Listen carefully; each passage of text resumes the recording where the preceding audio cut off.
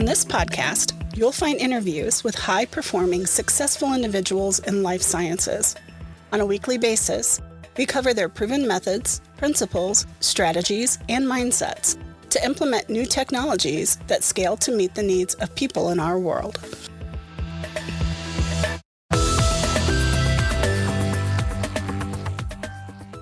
This episode of Life Science Success is brought to you by 5280 Life Sciences Consulting. If you need help setting your strategy, meeting your operational goals, or are selecting and implementing critical technology in your business, we should talk.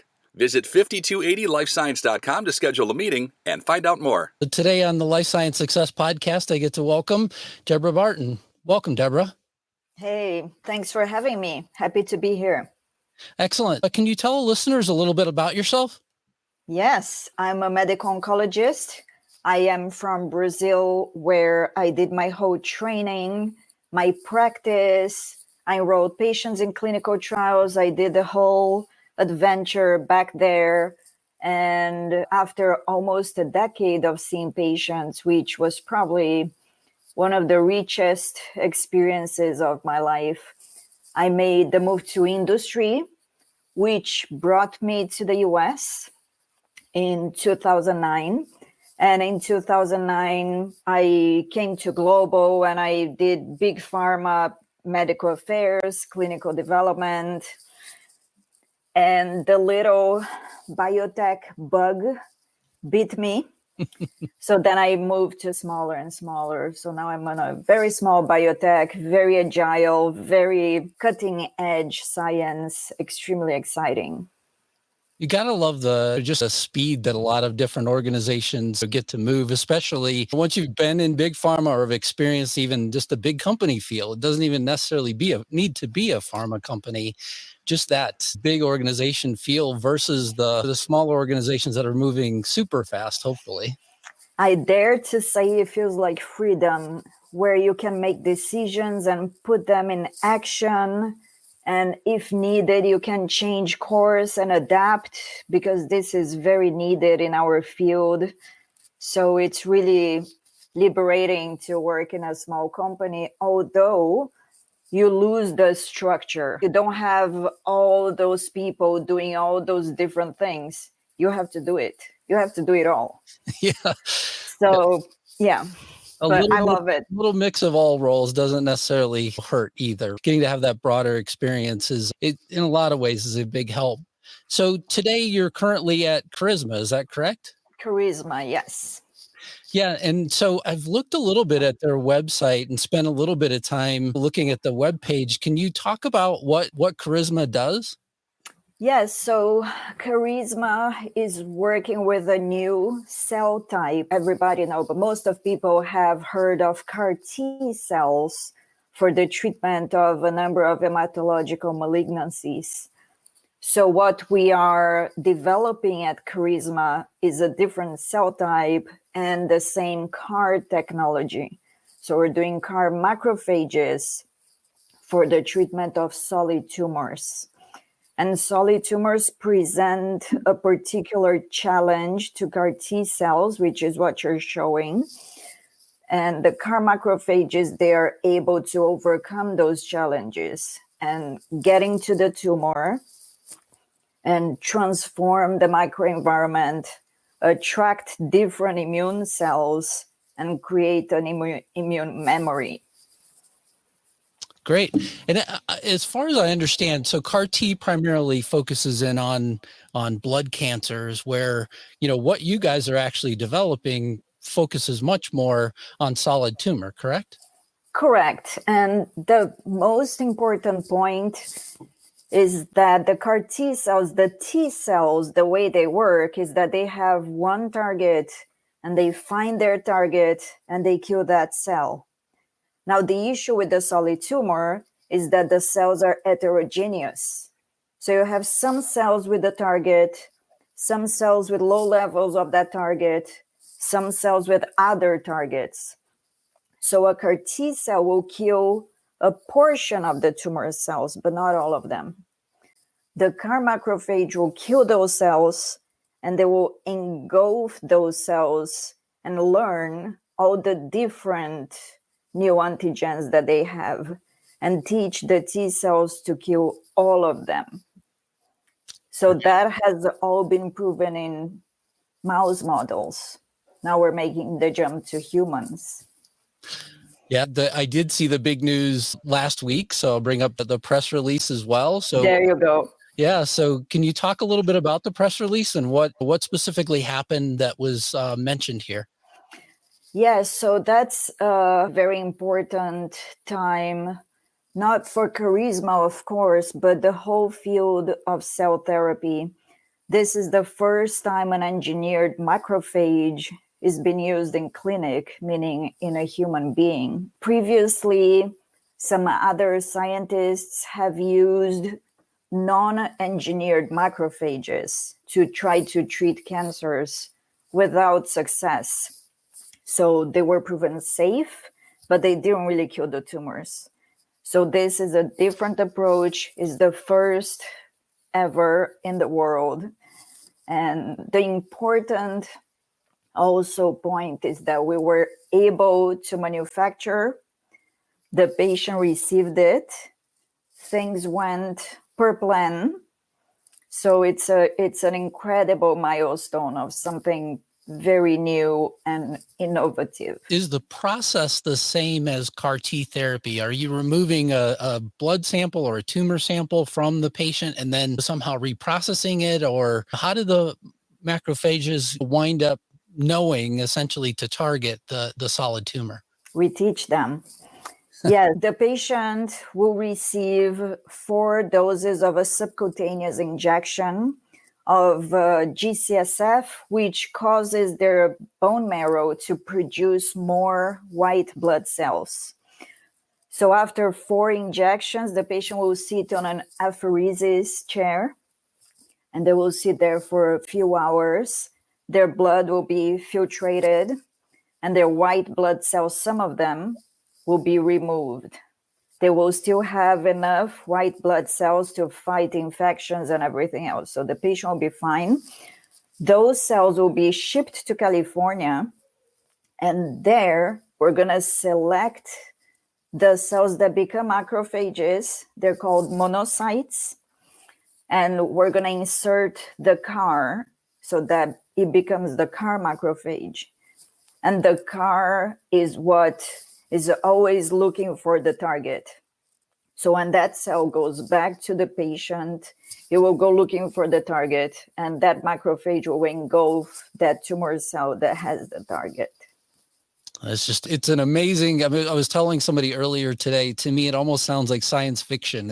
You're just such an amazing thing that you and the team at Carisma are working on. And I, of course, wish you all the success with this. You're also doing some great work with Tigerlily as well. So you just recently announced that you were made a part of their board. Is that correct? It's correct. Yes. I'm honored to be there. And can you tell us a little bit about, so what is Tigerlily? What do they do? So Tigerlily is a national foundation that provides education, awareness, advocacy, and support for young patients with breast cancer.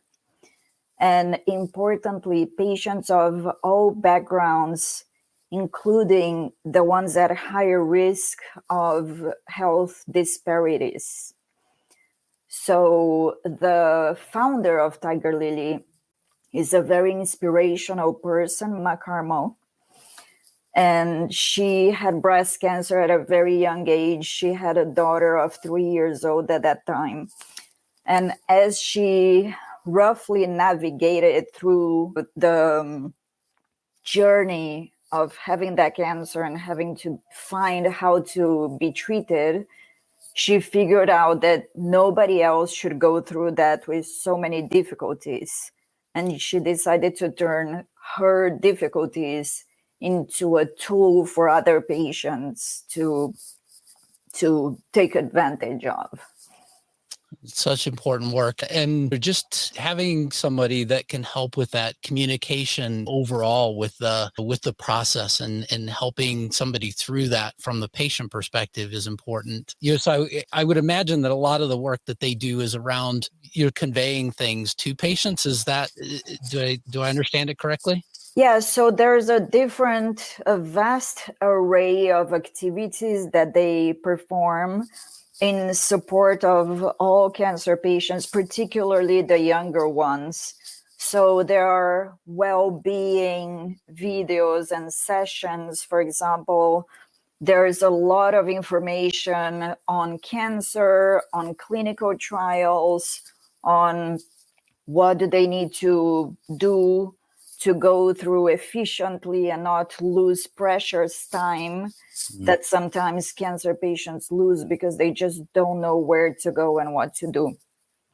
So it's really a very practical toolkit for cancer patients. That's very important. Both my sister and my father both had breast cancer. We would always tell the story that he's part of the 1%. We would say, what makes you unique? One thing that would make him unique is that he had breast cancer as a man, but they do get breast cancer, as we understood through his trial and tribulation through that. But as you said, their number one frustration with both of them was just understanding the process, not ever having been a cancer patient previously. And exactly. So it sounds like very important work that they do. Yeah. So in terms of, so let's talk a little bit about you for a minute. One of the things that you say on your LinkedIn profile is that your goal in life is to improve and prolong the cancer patient's journey. So what do you mean by that statement? And how has your work contributed to that? Yeah, so that's been my inspiration for basically half of my life. I always wanted to be a doctor, and specifically, I always wanted to be an oncologist. And that's because I didn't understand why a cancer comes up in the body and it kills somebody when we should be able to open with a surgery, remove it, and it should be fine. That's me as a toddler thinking. So I went to med school and I went to oncology and I learned the human body is fascinating and how it works and how it doesn't work. So always intrigued with cancer and how to make it go away and make the patients have a better life. So I divide my experience in two. The first very important piece is when I had a patient in front of me. And I did that for almost a decade. And it's so inspiring and so fulfilling to be able to work with the patient through that journey and make sure that not only they get the treatment, but they get the comfort and they get information. And as much as I can do to facilitate that journey and to make it long and pleasant. So that was one very important part of my oncology life. The other part in pharma, it changes the scale because now I don't see patients anymore. That was a very difficult decision for me to make, to stop seeing patients when I moved to the US. But it really paid off. All my years in medical affairs and clinical development, I believe the apex, the summit, was when my team was able to turn around a complete response letter from the FDA on a submission with a drug that was stellar. And we were able to work around and make it proper for resubmission. And currently that drug is approved to be used in the US and in Europe. That's excellent.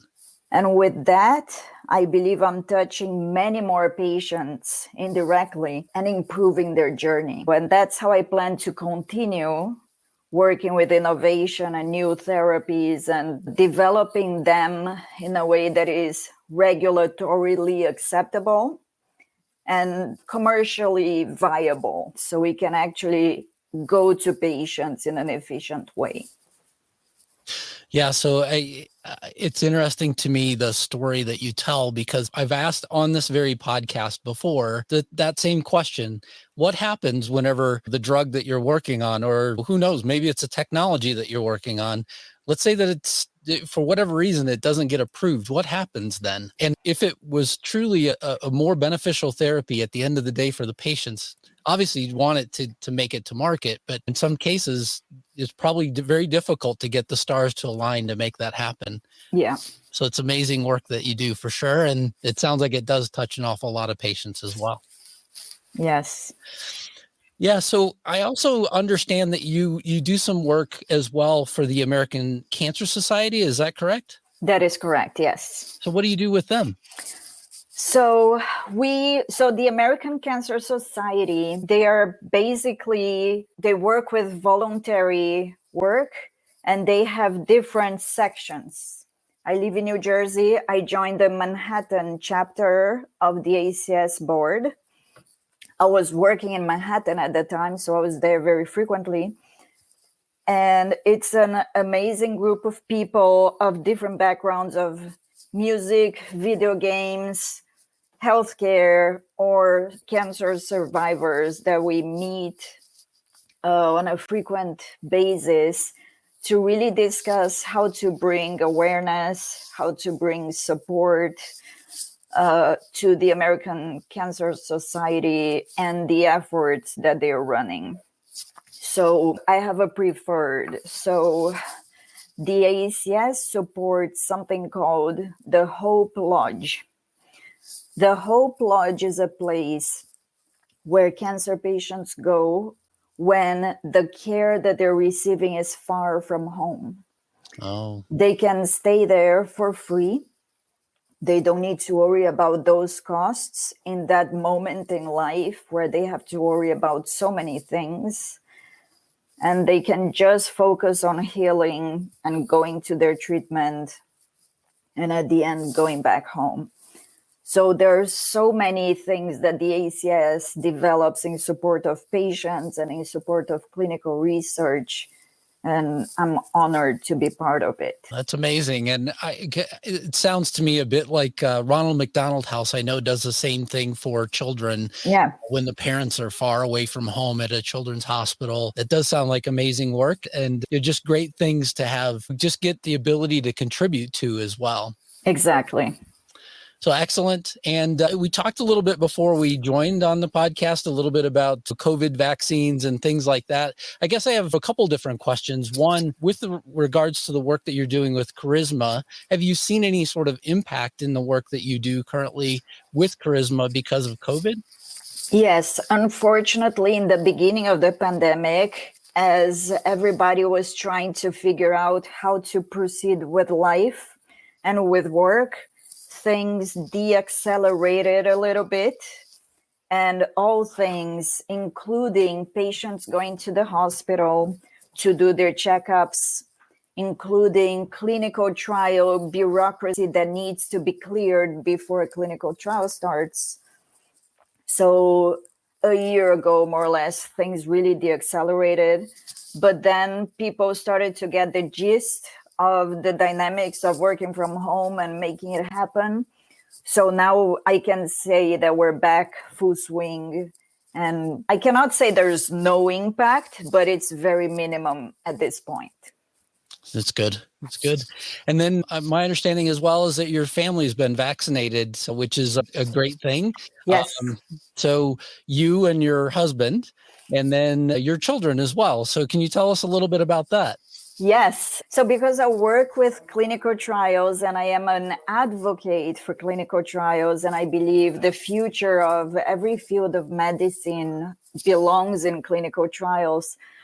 When the vaccines started to come up, and it was clear that the rollout wouldn't be as fast as needed, and the needed is everybody being vaccinated as soon as possible, I started looking for clinical trials. So I found a number of them, and I found one close to home where they were enrolling kids. And so it was a clinical trial of the Pfizer vaccine, and they were finally enrolled, and they received their 2 doses in a clinical trial. So I'm proud of them, of accepting, signing the informed consent form and doing the blood draws and everything else, contributing to science and being protected. So what do they think about that? What did your kids think about being a part of a clinical trial? Whenever they see you and what you do, it's amazing work. And then now all of a sudden they get to be a part of something new and exciting too. Yeah, and I've been working from home for a year, so they're experts at this point on what I do and macrophages, and they can talk about it. So they're also advocates of clinical trial, and I'm super proud of them. That's excellent. Yeah. There are 3 questions that I like to ask every guest. So what inspires you? What inspires me? This is a work-related podcast, so I'm going to say cancer patients are my inspiration. Every day I wake up and I think, what else can we do? Because what we are doing is not enough. There is more. We have to be able to do more. We have to be more efficient. We have to go faster. We have to find out new solutions. So cancer patients are my inspiration. On a personal note, it's love. I think everybody is here in this world to find love and to be loved. And currently the world is in a weird spot. Yeah. And there's a lot of hate. And this is just counterproductive in every level. So love inspires me. Yeah, it is important. And COVID has had a lot of impacts, and just naturally where we were even before COVID was not necessarily a great spot. And then now, given the isolation and things like that, I know my family certainly has struggled through it, and we've done things to constantly reach out to family members, but it's hard to convey that love without the close contact too. So thank you for that. What concerns you? What concerns me are inefficiencies and unconscious biases. And those 2 together can really delay important actions. Again, going back to a cancer patient, and things that don't happen fast enough. Maybe opportunities of, for example, joining a clinical trial that were not spoken about because of some inefficiency or some internal bias. And people are just kept from really life-changing opportunities that they will never know that they were not exposed to. That concerns me. Yes, in terms of unconscious bias, if I hear you, it could be people just getting used to whatever therapies there are that are normal. Is that what you mean? Is that one, and that is definitely one important one, but also there are studies about certain populations who are not enrolled in clinical trials, and they don't have the same access to clinical trials to begin with, while the clinical trial has no restriction. So they should be able to join. They should at least be able to learn about it and say yes or no, I don't want to join. I understand. Yeah. Yeah. Thank you. And what excites you? I'm very excited. So it's easy to excite me, but importantly, 2 things. When they go together is magic. One is innovation and the other one is collaboration. When you have innovation and a talented group of people who really collaborate and work together, there's no stop. That's extremely exciting. And I'm very happy to be very lucky to be where I am today, where I can see innovation and collaboration and magic is happening. That's excellent. And I would assume that you're seeing it under the roof of Carisma for sure. And would hope that you're seeing the same things at Tigerlily as well as the American Cancer Society as well. Yeah, excellent answer. Thank you very much, Debora Barton, for being a guest on the podcast. I greatly appreciate you spending time with me, and thanks a lot for being here. It was my pleasure. Thank you. Thank you for listening to Life Science Success. For complete details about this podcast, including show notes, how to get in touch with guests, and more episodes, please visit www.lifesciencesuccess.com. If there's someone you'd like for us to invite to the show as a guest, please let me know by sending me a message at the podcast website. Please click subscribe on your favorite podcast app, share the podcast, or tell a friend about it, and last but not least, rate the podcast. Thank you again.